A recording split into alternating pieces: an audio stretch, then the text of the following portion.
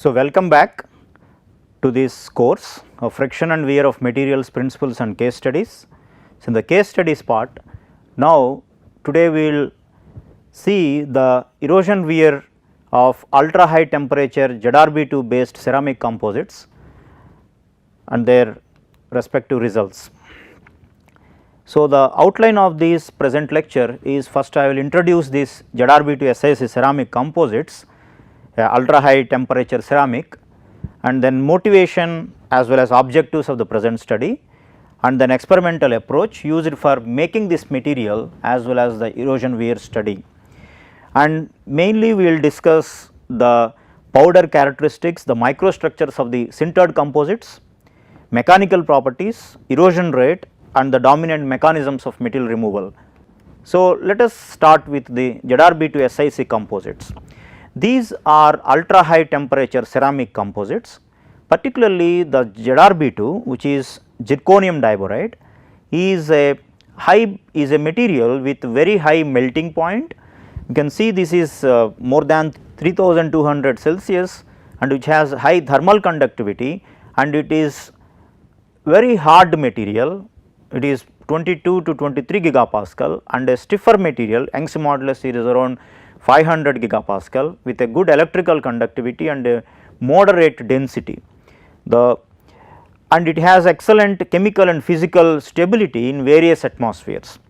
So, these ceramic components, the components made by these ZrB2 are preferred for the nose of this space shuttle.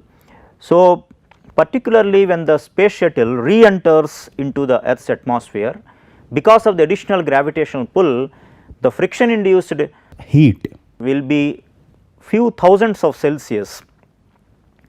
So, it is actually estimated by simulation studies at least 1300 to 1500 Celsius temperature is generated at this nose edges.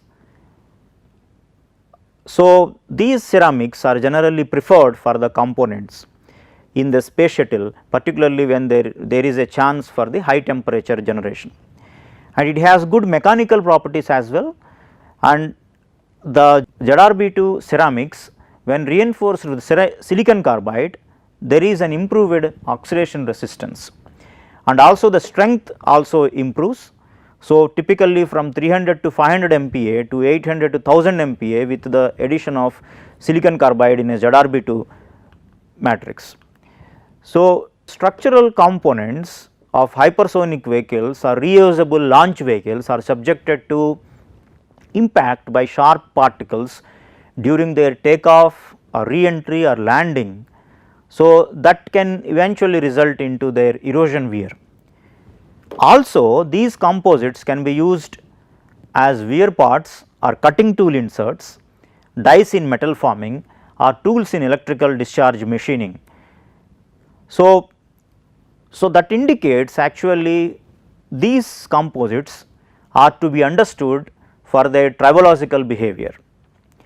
While all published works on these composites are focused mainly on the processing or on the oxidation resistance of this material, but tribological characterization is very rarely reported.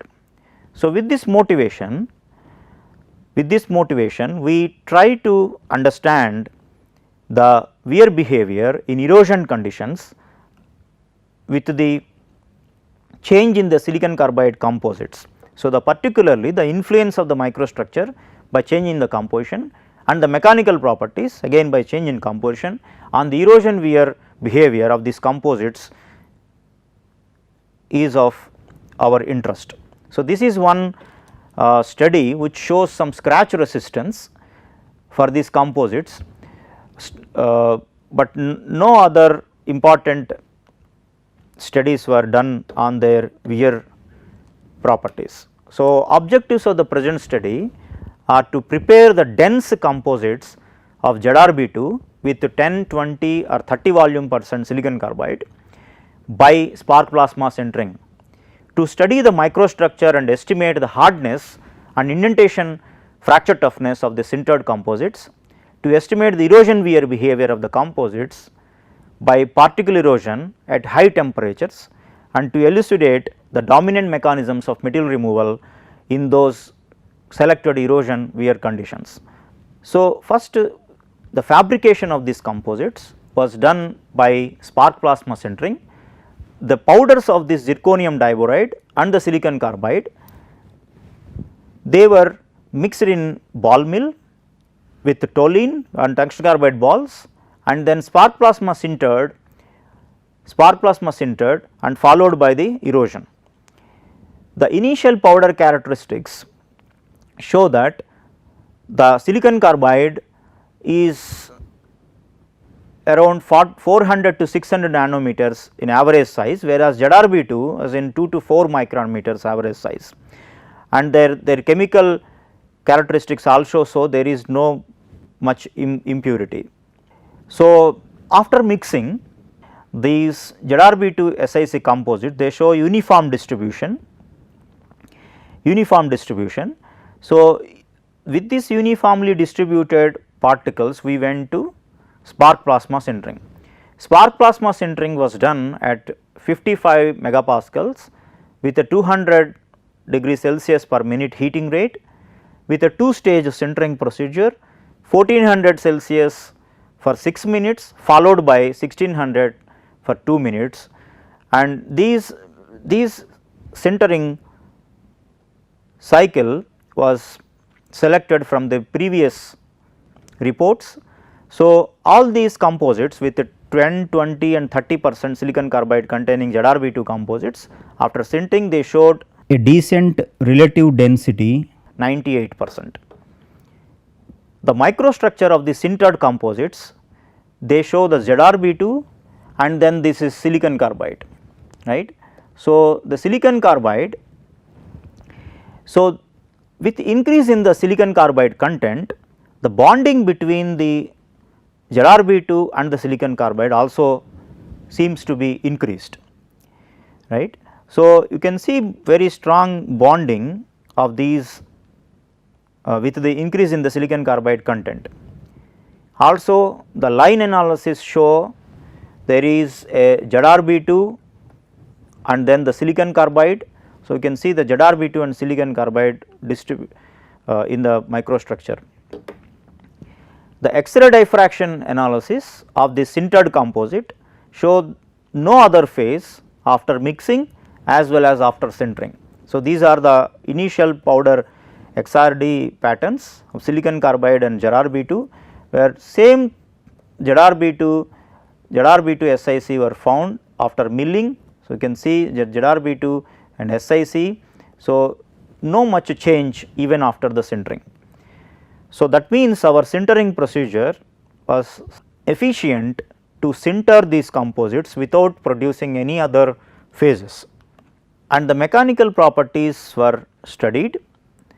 So, this micro hardness measured using a instrumented hardness measurement tester. The depth decreases with the increase in the silicon carbide content. So, the micro hardness also show there is an increase with the silicon carbide content from 18 to 23 gigapascal increase hardness for the ceramics with 10% silicon carbide to 30% silicon carbide. The elastic modulus was also increased from 280 to 398 gigapascal, and fracture toughness also increased from 4.2 to 5.3 ampere root meter. So, the fracture toughness improvement can also be understood by their increased crack bridging instances. So, the transgranular fracture, the crack propagates through the grain and then crack is deflected or bridged by these silicon carbide particles. So, we get an improvement in the fracture toughness. So, we use the erosion wear test setup where the silicon carbide powder used as a erodent which was mixed with the air, and then the mixture of this air and the particle allowed to erode the sample, and the sample can be tilted in such a way that the erodent makes an angle with the surface of the sample.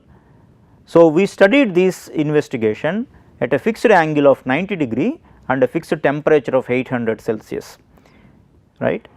So, erosion test results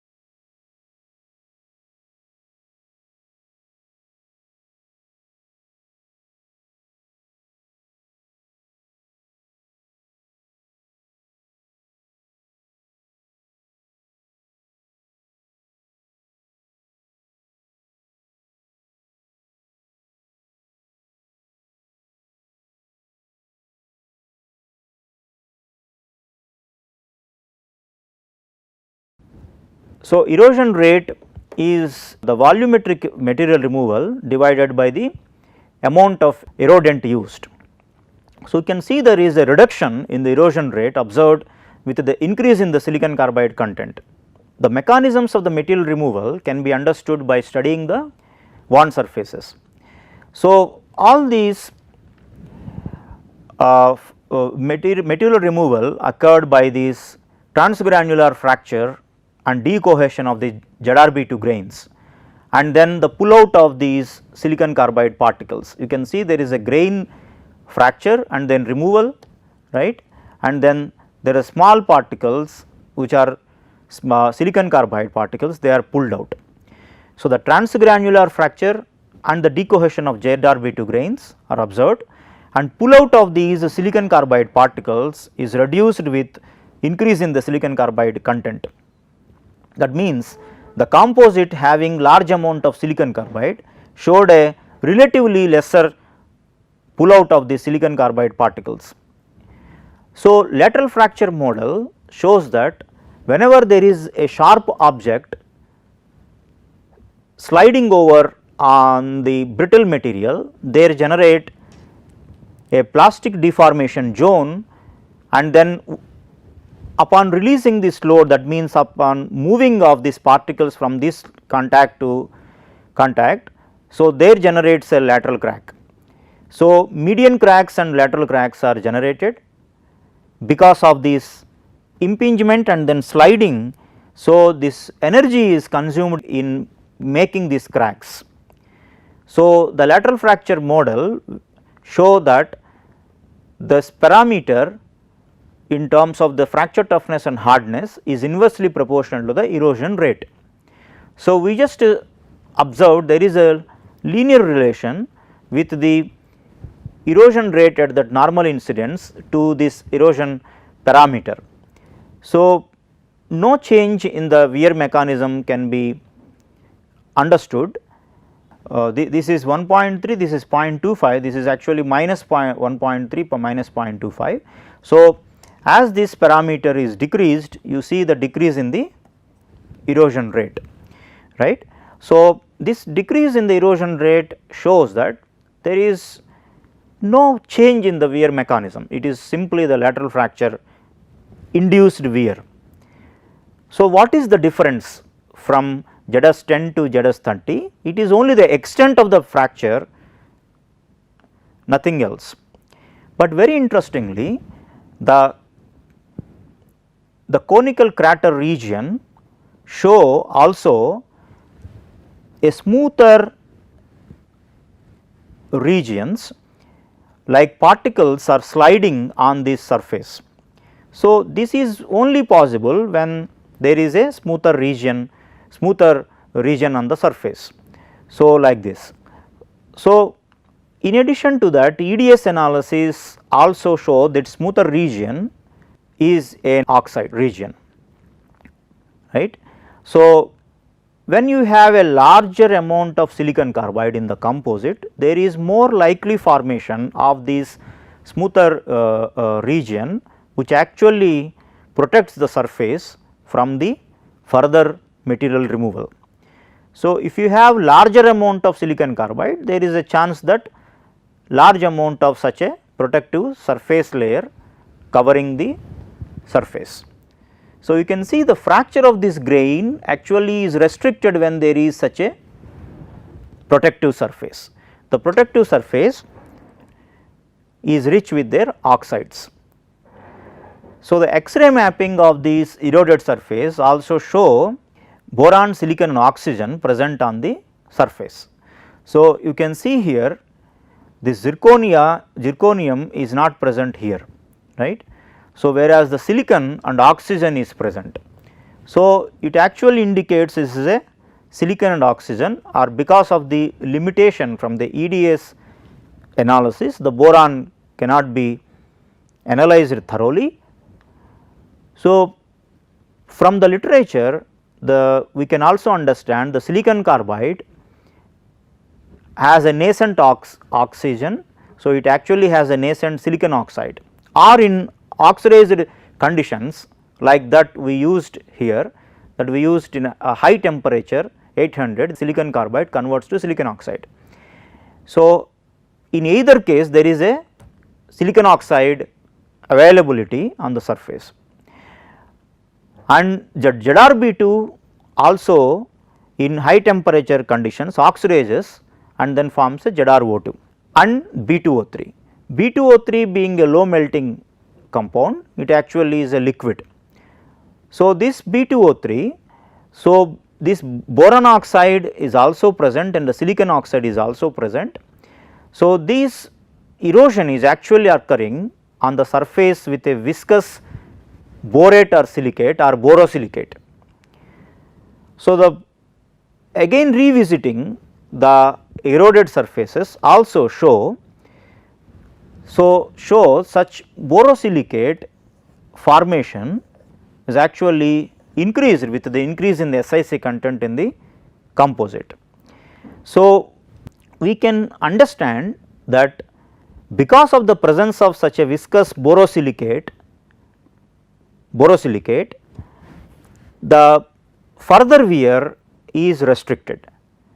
So, the presence of such a borosilicate formation is more likely when you have a larger amount of silicon carbide in the composite. So that you will get a larger amount of silica and which reacts with the borate and then forms a borosilicate. So, with increase in silicon carbide content in the composite, there is viscous borosilicate formation. So, we can see such a viscous phase is more available on the ZS30 than the ZS10. So, this is actually stopping further wear. That means, when the surface is protected with such a layer, the further wear is restricted. So, the conclusions from the present study are like the dense composites with ZrB2 and 10, 20, 30 volume percent silicon carbide were prepared by spark plasma sintering. The density was more than 98%.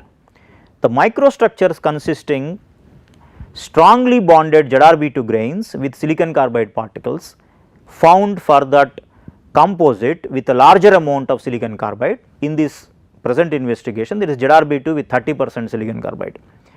Maximum hardness of 23 gigapascal and a maximum fracture toughness of 5.3 MPa root meter is found for that composite, again having a larger amount of silicon carbide, that is in this investigation ZrB2 with 30% silicon carbide.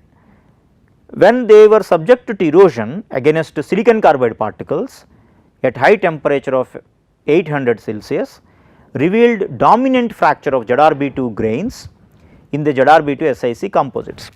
When you have a viscous borosilicate phase formed on the surface, the fracture is restricted, right. So, that is how we saw when this fracture of this ZrB2 grain is actually restricted when there is such a oxide surface is available. So, we can understand the wear resistance is found maximum for the composite having larger amount of silicon carbide. In this present investigation, it is ZrB2 with 30% silicon carbide. This is because of the presence of maximum extent of viscous borosilicate phase on that surface. So, this particular study showed at high temperature these composites with larger amount of silicon carbide can restrict wear. So, ZrB2 SiC composites with larger amount of SiC content can be used for such a high temperature erosion wear conditions. Thank you.